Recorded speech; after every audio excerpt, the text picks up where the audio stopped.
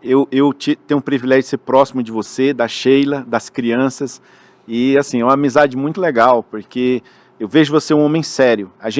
Essa caminhada que a gente tem já de muitos anos, visitando muitas igrejas, conhecendo muitos pastores, a gente já aprendeu a distinguir aqueles que são diferenciados. Todos os pastores são grandes homens de Deus, é maravilhoso você ter pastores e pessoas que pregam o evangelho, mas existem pastores que estão um pouco acima da média. E eu pude ver isso não só na questão da igreja, mas eu pude ver isso também de tantos pastores que eu encontrei lá, de pessoas que já estão debaixo da sua cobertura, Amém. De pessoas que você já acompanha. E me diz uma coisa, como é esse movimento que você está fazendo lá com pastores? Pelo que eu vejo, é algo espontâneo. Orgânico, né? Orgânico. Explica pra gente. Eu pastoreio CPFs, eu não pastoreio CNPJs. Uau. Eu cuido de casais que cuidam de suas igrejas. Uau. Eu não cuido das igrejas dos pastores que eu pastoreio. Eu entendo que Deus deu autonomia a eles.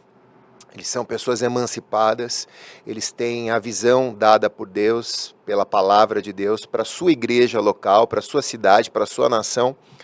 Eu acho que parte do meu papel é respeitar isso, deixando com que eles façam as escolhas, deixando com que eles sigam as direções que Deus dê a eles. O meu papel é cuidar deles, para que eles estejam bem.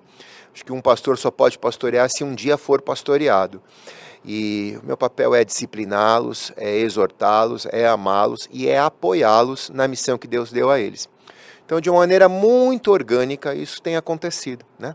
Os pastores de outras nações, né? Uma nação que nós amamos muito é a Índia, o pastor Joseph e a pastora Nikita, que são pastoreados por nós há mais de 10 anos, hoje com quase 10 núcleos lá espalhados, são lugares bem remotos, onde são vilarejos, né? Onde o evangelho tem sido pregado, a gente tem tido um prazer de pastorear eles. Recentemente se uniu à nossa mesa, né? A gente chama de confraria, né? Que é uma mesa de relacionamentos. Se uniu com a gente o pastor Paulo de Filipinas. Uau. Uma igreja que tem cumprido seu papel também ali, sendo relevante. Então temos o pastor Phil em Londres, Phil e Tatá em Londres. E alguns pastores espalhados pelo Brasil, no Nordeste, né, na área de Maceió, muitos pastores da Bahia. E assim, Marcílio, o que eu posso ver é que cada um cumprindo a sua visão, cada um cumprindo o seu chamado, mas todos debaixo de um espírito de piedade, de misericórdia, homens piedosos, homens misericordiosos, dando a vida pela sua cidade, dando a vida pela sua nação. E eu acho que isso que é um ambiente saudável para que a igreja cresça, né? Não um ambiente de organização, mas um ambiente de organismo vivo. Uau. A gente tem crido nisso.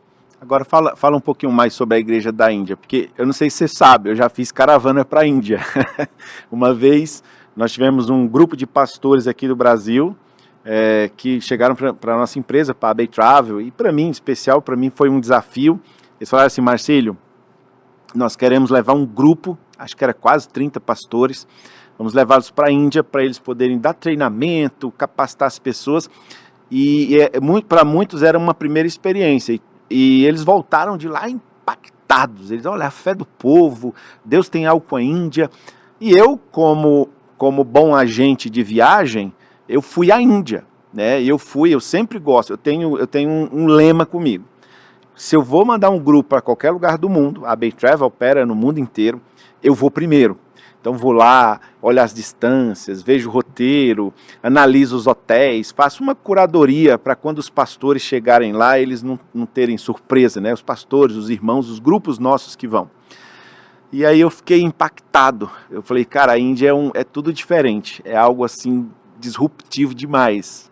Ao mesmo tempo que você vê tanta necessidade, às vezes tanta miséria em alguns lugares, mas você vê um povo ali que existe, um povo que está ali, que é sedento, que eu aprendi uma coisa, acho que foi num chama Movimento Jesus, um movimento que aconteceu na Califórnia há muitos anos, que ganhou muitos hippies para Jesus. Vamos falar daqui a pouquinho sobre isso também.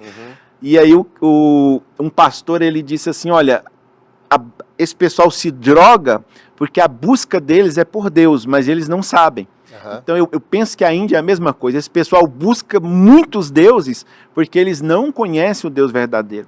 Fala pra gente um pouco, porque eu vi o pastor, ele é um homem de Deus, que vocês apoiam lá, mas como esse desafio? Você já teve lá várias vezes? Sim, pra gente é um prazer falar da Índia, vai pegar o podcast inteiro aqui, cara. 1 bilhão e 200 milhões de pessoas. Então pensa só, qualquer atitude cristã, de evangelismo cristão na Índia, salva muita gente. Bom. Então eu acho que a igreja deve investir nesse campo missionário. Nós casamos a vida do Joseph anos atrás, foi uma cerimônia de 3 dias, eu fui algumas vezes para lá, Sheila foi muito mais. Na verdade, eu sou casado com uma brasileira com coração indiano. A Sheila tem um coração indiano, ela se sente muito à vontade lá.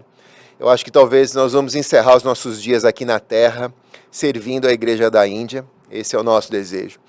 E a Índia é um desafio muito grande para nós. Quando nós descemos do avião, você deve ter visto isso, é como se você descesse no passado, né?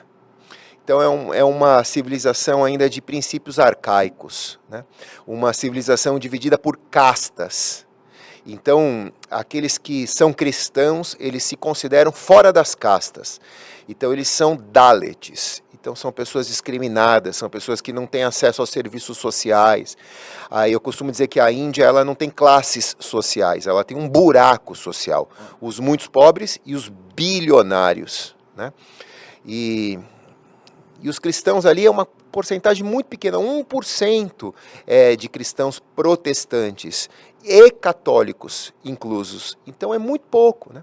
Então você encontra ali em Bangalore a Family Church, que é a igreja do pastor Joseph e da pastora Nikita, uma igreja de 500 membros. Isso é um avivamento para a Índia. Muito. Pessoas que abriram mão de terem o documento, a casta no documento, para serem cristãos. Então, quer dizer, estão fora da casta, estão abrindo mão de privilégios sociais para servirem a Jesus.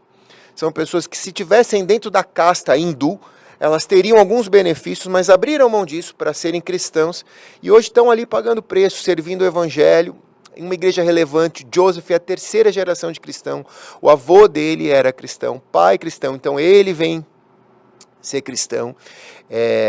Joseph é um cara muito relevante na Índia, ele se relaciona muito bem com a Biblical Society, com a Sociedade Bíblica Cristã da Índia, e o pai do Joseph, ele traduziu a Bíblia para vários dialetos. Então, por exemplo, o Joseph, ele fala tamil, ele fala hindi, ele fala o inglês, então ele consegue penetrar, ter uma capilaridade, pregar o evangelho ali. Então tem sido um desafio para a gente, Marcílio, Deus tem nos movido para isso. O Joseph e a Índia tem sido um sinal de devoção mesmo para a igreja brasileira, porque a gente tem depositado não só os nossos esforços, mas também as nossas finanças para fazer com que o evangelho se multiplique ali.